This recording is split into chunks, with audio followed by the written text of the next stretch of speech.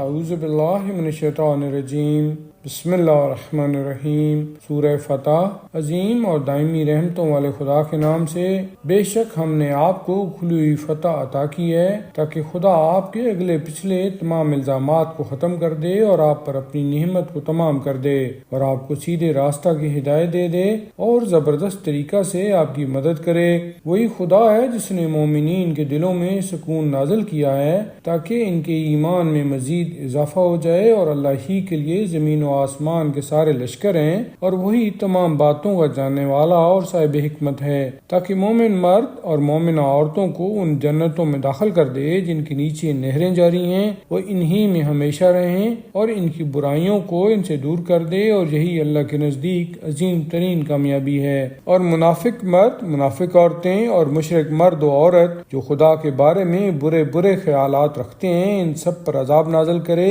ان کے سر عذاب کی گردش ہے اور ان پر اللہ کا غضب ہے۔ خدا نے ان پر لعنت کی ہے اور ان کے لیے جہنم کو مہیا کیا ہے جو بدترین انجام ہے۔ اور اللہ ہی کے لیے زمین و آسمان کے سارے لشکر ہیں، اور وہ صاحب عزت بھی ہے اور صاحب حکمت بھی ہے۔ پیغمبر، ہم نے آپ کو گواہی دینے والا، بشارت دینے والا اور عذاب الہی سے ڈرانے والا بنا کر بھیجا ہے تاکہ تم سب اللہ اور اس کے رسول پر ایمان لے آؤ اور اس کی مدد کرو اور اس کا احترام کرو اور صبح و شام اللہ کی تسبیح کرتے رہو۔ بے شک جو لوگ آپ کی بیعت کرتے ہیں وہ در حقیقت اللہ کی بیعت کرتے ہیں، اور ان کے ہاتھوں کے اوپر اللہ ہی کا ہاتھ ہے۔ اب اس کے بعد جو بیعت کو توڑ دیتا ہے وہ اپنے ہی خلاف اقدام کرتا ہے، اور جو عہد الہی کو پورا کرتا ہے خدا عنقریب اسی کو اجر عظیم عطا کرے گا۔ عنقریب یہ پیچھے رہ جانے والے گنوار آپ سے کہیں گے کہ ہمارے اموال اور اولاد نے مصروف کر لیا تھا، آپ ہمارے حق میں استغفار کر دیں۔ یہ اپنی زبان سے وہ کہہ رہے ہیں جو یقیناً ان کے دل میں نہیں ہے۔ تو آپ کہہ دیجئے کہ اگر خدا تمہیں نقصان پہنچانا چاہے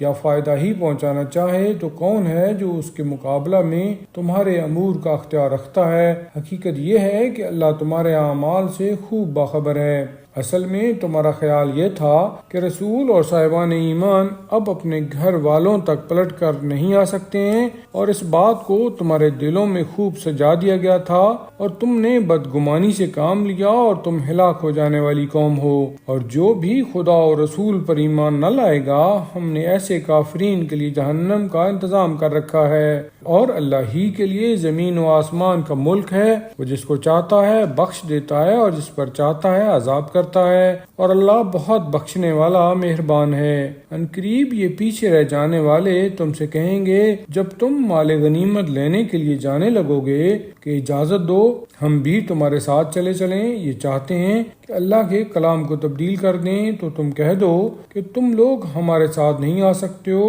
اللہ نے یہ بات پہلے سے طے کر دی ہے۔ پھر یہ کہیں گے کہ تم لوگ ہم سیاست رکھتے ہو، حالانکہ حقیقت یہ ہے کہ یہ لوگ بات کو بہت کم سمجھ پاتے ہیں۔ آپ ان پیچھے رہ جانے والوں سے کہہ دیں کہ عنقریب تمہیں ایک ایسی قوم کی طرف بلایا جائے گا جو انتہائی سخت جنگجو قوم ہوگی کہ تم ان سے جنگ کرتے رہو گے یا وہ مسلمان ہو جائیں گے، تو اگر تم خدا کی اطاعت کرو گے تو وہ تمہیں بہترین اجر عنایت کرے گا، اور اگر منہ پھیر لوگے جس طرح پہلے کیا تھا تو تمہیں دردناک عذاب کے ذریعہ سزا دے گا۔ اندھے آدمی کے لیے کوئی گناہ نہیں ہے، اور لنگڑے آدمی کے لیے بھی کوئی گناہ نہیں ہے، اور مریض کی بھی کوئی ذمہ داری نہیں ہے، اور جو اللہ اور اس کے رسول کی اطاعت کرے گا خدا اس کو ایسی جنتوں میں داخل کرے گا جن کے نیچے نہریں جاری ہوں گی، اور جو روگردانی کرے گا وہ اسے دردناک عذاب کی سزا دے گا۔ یقیناً خدا صاحبان ایمان سے اس وقت راضی ہو گیا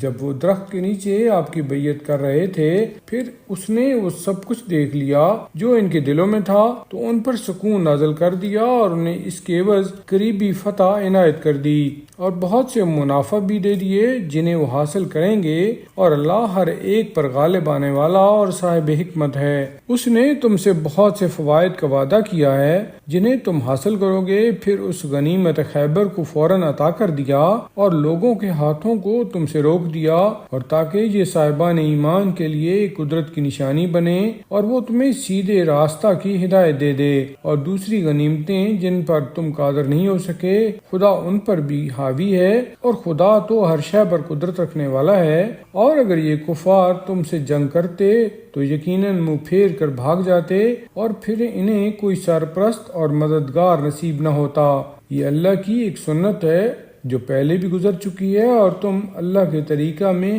ہرگز کوئی تبدیلی نہیں پاؤ گے۔ وہی خدا ہے جس نے کفار کے ہاتھوں کو تم سے اور تمہارے ہاتھوں کو ان سے سرحد مکہ کے اندر تمہارے فتح پا جانے کے بعد بھی روک دیا، اور اللہ تمہارے اعمال سے خوب باخبر ہے۔ یہی وہ لوگ ہیں جنہوں نے کفر اختیار کیا اور تم کو مسجد الحرام میں داخل ہونے سے روک دیا، اور قربانی کے جانوروں کو روک دیا کہ وہ اپنی منزل پر پہنچنے سے رکے رہے۔ اور اگر صاحب ایمان مرد اور با ایمان عورتیں نہ ہوتیں جن کو تم نہیں جانتے تھے، اور نادانستگی میں انہیں بھی پامال کر ڈالنے کا خطرہ تھا، اور اس طرح تمہیں لا علمی کی وجہ سے نقصان پہنچ جاتا تو تمہیں روکا بھی نہ جاتا۔ روکا اس لیے تاکہ خدا جسے چاہے اسے اپنی رحمت میں داخل کر لے کہ یہ لوگ الگ ہو جاتے تو ہم کفار کو دردناک عذاب میں مبتلا کر دیتے۔ یہ اس وقت کی بات ہے جب کفار نے اپنے دلوں میں زمانہ جاہلیت جیسی ضد قرار دے لی تھی کہ تم کو مکہ میں داخل نہ ہونے دیں گے،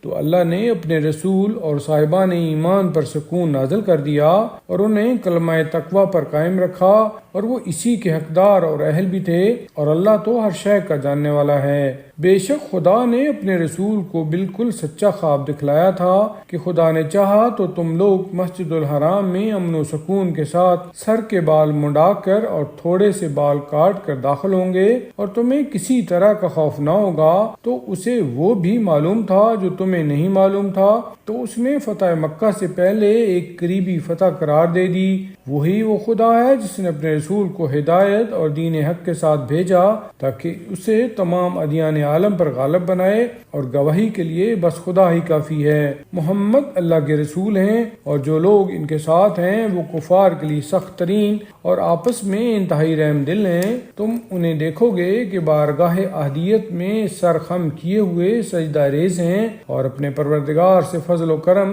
اور اس کی خوشنودی کے طلبگار ہیں۔ کثرت سجود کی بنا پر ان کے چہروں پر سجدہ کے نشانات پائے جاتے ہیں۔ یہی ان کی مثال تورات میں ہے، اور یہی ان کی صفت انجیل میں ہے۔ جیسے کوئی کھیتی ہو جو پہلے سوئی نکالے، پھر اسے مضبوط بنائے، پھر وہ موٹی ہو جائے اور پھر اپنے پیروں پر کھڑی ہو جائے کہ کاشتکاروں کو خوش کرنے لگے تاکہ ان کے ذریعہ کفار کو جلایا جائے۔ اور اللہ نے صاحبان ایمان و عمل صالح سے مغفرت اور عظیم اجر کا وعدہ کیا ہے۔